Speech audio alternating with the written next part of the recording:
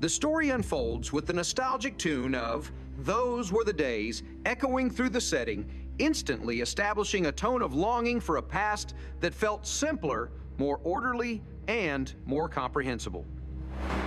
Archie and Edith Bunker prepare in a small motel room for the funeral of cousin Liz, and their interaction reveals generational humor, conservative discomfort, and the looming anxiety of mortality. Archie complains about motels, suspicious desk clerks, and adult films advertised for guests. Edith, ever curious and polite, tries to understand why the clerk asked about the room's usage, but Archie suggests she looks guilty. Every line between them becomes a comedic misunderstanding, highlighting the difference between innocence and cynicism. Archie finds amusement in the cheap motel view consisting of parked Pintos and Toyotas, contrasting with Edith's earnestness about fixing her makeup. When she fears an open casket, Archie counters with rational bluntness, reminding her that death is natural, even if uncomfortable. Edith confesses she wanted to tell him he's wonderful before it's too late, and Archie deflects with pragmatic indifference, reminding her to clean the tie instead. Their dynamic shows love buried beneath sarcasm. At the funeral gathering, Archie tries to assess what valuables might be inherited. Edith mourns sincerely while Archie fixates on material possibilities like a silver tea set. Veronica, the close friend and roommate of Liz hosts, mourners in a modest but warm apartment. Archie is bluntly inappropriate, asking about funeral costs and insurance payouts, hoping to maximize Edith's potential inheritance. Edith admires the antique silver tea set, reciting the long lineage of its passage through generations, symbolizing family history. Archie dismisses sentiment and calculates resale value. Veronica excuses herself and moments later confesses privately to Edith a truth she had kept for decades. She and Liz shared a romantic partnership like a marriage. They lived together through 25 loving years, constrained by societal judgment and professional risks that would have cost them their teaching careers. Edith, initially confused, gradually grasps the implication and feels sorrow that love had to hide. She respects the depth of their bond and decides Veronica deserves the tea set more than she does seeing her as true next of kin in spirit. Archie, upon hearing fragments of this revelation, reacts with shock, prejudice, denial, and embarrassment. He rethinks the memory of kissing Liz once and misinterprets it as rejection rooted in orientation rather than disinterest. He argues loudly, showing the generational fear and ignorance of homosexuality. Edith defends compassion, insisting love is love regardless of gender, and that Liz and Veronica harm nobody. Ultimately, Archie yields, begrudgingly refusing to take Veronica to court or risk her losing her teaching job. He even tries to offer crude advice, telling her to find a man, yet unknowingly reveals his inner struggle, a yearning to feel morally correct while trapped in outdated beliefs. As he leaves, he steals a small sugar tong, a petty act, symbolizing his lingering greed and resistance to change. Days later, a separate episode begins with the wedding of two elderly residents of the Sunshine home. Edith offered their house as the venue volunteered to be matron of honor, promised Archie would be best man, and that she would sing "Oh Promise Me." Archie resists because he plans a fishing trip at 6:30 a.m. With Barney and Blanche at a cabin owned by an uncle cherishing the masculine ritual of outdoors escape, he demands to skip the ceremony, arguing early departure is crucial. Edith stubbornly refuses, saying breaking her promises would devastate the elderly couple. Their argument expands into a classic marital dispute, referencing past disagreements, baby names, apartments, and family preference, revealing the weight of years. Archie threatens to leave without her, illustrating selfishness disguised as practicality. Edith counters that if he abandons her, he might as well keep walking. Their fight peaks with emotional exhaustion. Eventually, Archie persuades Barney to delay departure, but only after leveraging a secret from a past hotel convention involving questionable behavior. Blanche overhears the blackmail implication and reinforces the leverage. Edith rushes to complete the cake and finds something blue for the bride. The wedding begins awkwardly, featuring Edith's slow rendition of "Oh Promise Me" corrected mid-song by switching to the bridal march. Archie rushes the reverend by urging a shortened ceremony due to his impatience. The groom Harold hides in the closet from cold feet, uncertain of marriage so late in life. But Archie lectures him on companionship, sexuality, and masculine duty. Finally, the couple wed, And despite tension, everyone celebrates modestly. When Harold hides again, refusing to face the honeymoon, Archie proposes taking the elderly newlyweds along on the trip. Barney initially refuses, but Blanche insists.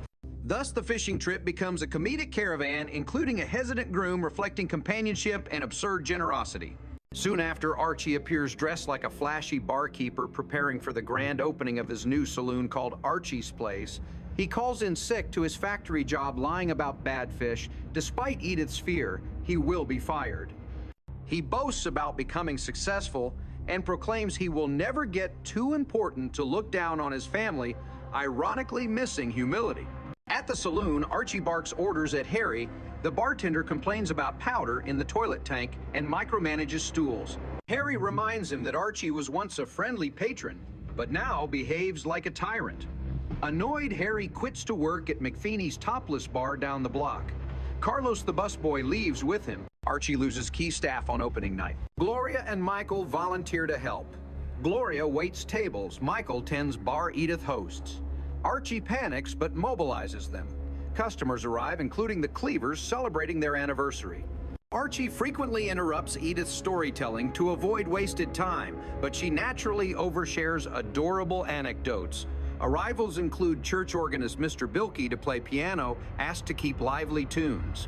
The bar scenes mix flattery, cheap flirtations, generational awkwardness, and slapstick liquor orders like Harvey Wallbangers.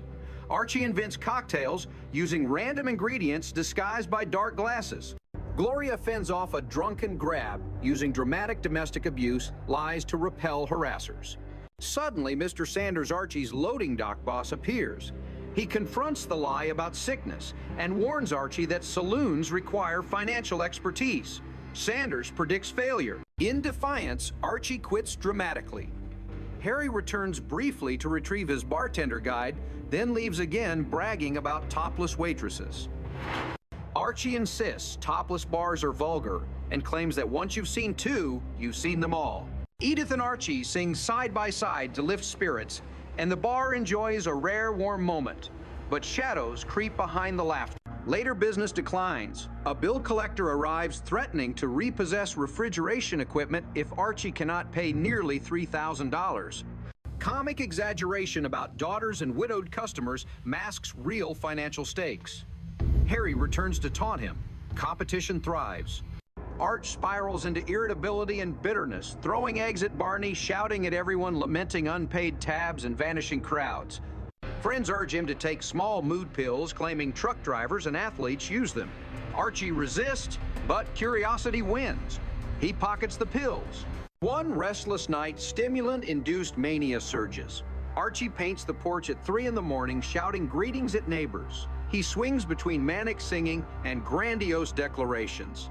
Edith pleads, but he ignores sleep, believing productivity is salvation. The pills exaggerate ambition and delusion. Eventually, he collapses into exhaustion and headaches, as their daughter, Gloria, and son-in-law, Michael, observe with concern. They interpret the behavior as addiction. Edith remains quietly frightened. At the bar again, Archie's hands tremble. He snaps at helpers, refuses food, gobbles cigars, and claims the world overeats. His denial worsens. He insists on systems and efficiency experts because newspapers say businessmen need them showing surface-level absorption of trending business jargon without real understanding. He believes the bar will flourish only if he keeps pushing harder, another sign of addiction to stimulation, productivity, and pride. Michael gently offers help, but Archie denies his decline. The jukebox, empty stools, unpaid bills, and lonely cigar smoke reveal decay. Still a vestige of pride flickers. He declares one bar could become 2, each doubling success. He imagines expansion before mastering the basics. His family loves him but watches helplessly, knowing he clings to dignity through business identity. The tone becomes tragicomic, portraying the slow collapse of an ordinary working man seduced by the American dream's pressures. The bar is not merely a business. It is Archie's attempt to override aging irrelevance, economic vulnerability, and fear of change. Pill's pride and impatience fuse into combustible chaos. Yet beneath comedic arguments, we see emotional truth aging men, witnessing a world that no longer resembles their youth scrambling to assert authority. Through funerals, weddings, and business ventures, the narrative threads echo the same theme: relationships, shifting against rigid conventions, forced vulnerability, and the challenge of accepting others' truths. Veronica and Liz's hidden partnership contrasts Archie's loud heteronormative marriage. Elderly lovers defy assumptions about romance. Archie's saloon dream challenges class mobility and reveals capitalism's strain on working families. Edith's soft resilience becomes the moral anchor of every situation.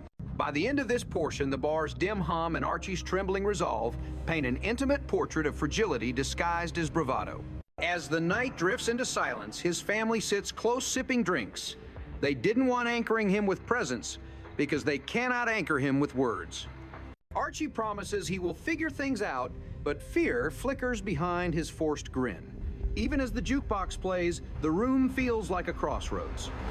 As Archie continues to spiral under pressure, the environment of the bar becomes a mirror of his internal chaos. His reliance on stimulant pills intensifies. He insists he can quit anytime, a denial familiar to anyone slipping into dependency. The loud, restless pacing around the room, the abrupt changes of subject, and the manic belief that painting porches at impossible hours somehow symbolizes productivity all signal that he no longer controls his impulses. When he yells greetings at startled neighbors under moonlight, what should be comedic becomes unsettling. Edith's attempts to bring him inside reveal fear. She is powerless to slow him. Sleep deprivation blends delusion with misplaced ambition, and the once charming stubbornness now feels dangerous. His family observes, quietly uncertain whether intervention will ignite his temper. The story transitions into a scene of breakfast the next morning where Archie refuses food. Edith, as always, mothers him with patience, insisting hotcakes and sausage are ready. He insists he doesn't need food, preferring cigars, claiming falsely that the world eats too much. Ignoring nourishment is symbolic. The fundamental support systems he once relied on, job, family, meals routine, now seem beneath him. He wolfs down a few bites to appease Edith, then rushes to his saloon, frantic and sweaty. The stimulant pills masked as productivity boosters have become emotional crutches. In a moment of comedic honesty, Mike tells Gloria that the waiter at schoolyards also uses such pills, hinting at the normalization of addiction in modern society. This adds commentary. The pressures of success create chemical shortcuts. At the saloon, customers remain sparse. The emptiness of the bar echoes Archie's growing isolation. The bar itself is his identity now. Losing business feels like personal failure. He forces friendliness at inappropriate times, greeting a newcomer with exaggerated enthusiasm that startles them. His eyes dart for signs of approval. When a bill collector returns, threatening to repossess the refrigeration unit, the stakes become undeniable. Archie pleads that he mortgaged his house to buy this place. The collector unemotional lists payment instructions. Archie, desperate, tries humor, inventing stories about widows nibbling his fingers. But the man leaves, promising to return Wednesday with removal orders. The clock on the wall ticks louder in Archie's head. Harry returns, occasionally more confident now that he works somewhere with action. He mentions topless waitresses and brags about crowd sizes. He taunts Archie by claiming to attract Archie's old customers across the street. Archie tries to act superior, saying topless bars are unclassy, claiming once you have seen 2 breasts, you've seen them all, but his envy is palpable. He points, fingers, tells Harry he could rub liver on his behind, and not even cats would follow, revealing childish spite. The rivalry is comedic, but also tragic. Archie can barely maintain staff or customers, yet pride prevents him from asking for help. As the day grows later, Archie becomes more agitated. He throws eggs at friends like Barney, who merely tried to use the restroom. The egg splatter is not just slapstick, it is symbolic frustration splashed against anything that trespasses his fear. Each broken egg is a cracked fragment of self-esteem. Barney is bewildered. He reminds Archie of drinking culture camaraderie, old laughs, but Archie blames everyone else for his failure. Pills accelerate his irritability, creating up and down swings reminiscent of mania. Later that night, Archie collapses emotionally in his empty bar. Gloria and Mike bring Pepsi and news of Joey, hoping to lighten the mood. Archie, however, hears disappointment in their eyes. He talks about systems and efficiency experts referencing magazines and newspaper articles about modern business strategies, but his understanding is superficial. These are buzzwords clumsily clung to by someone drowning. Still discussing systems gives him the illusion of control. Edith sits quietly beside him.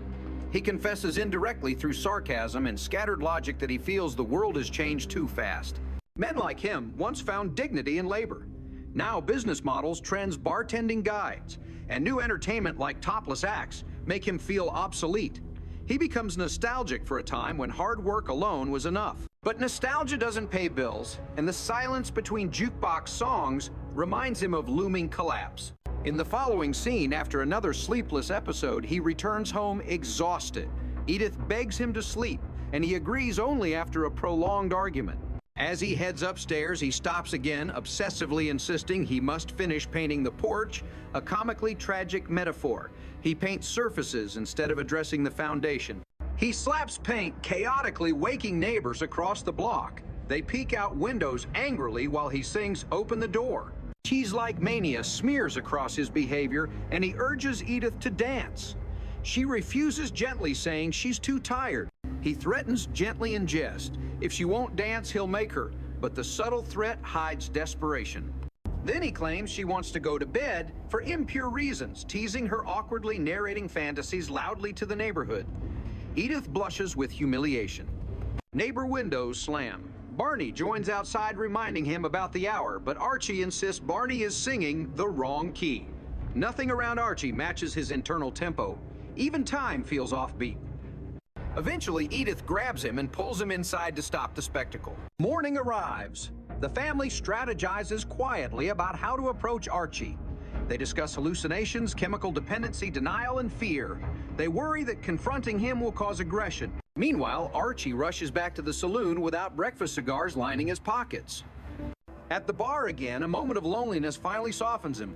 A frail voice from within admits, "I can't even race a lousy rub a boom." He begins singing Irish tunes to distract from panic. His hands twitch.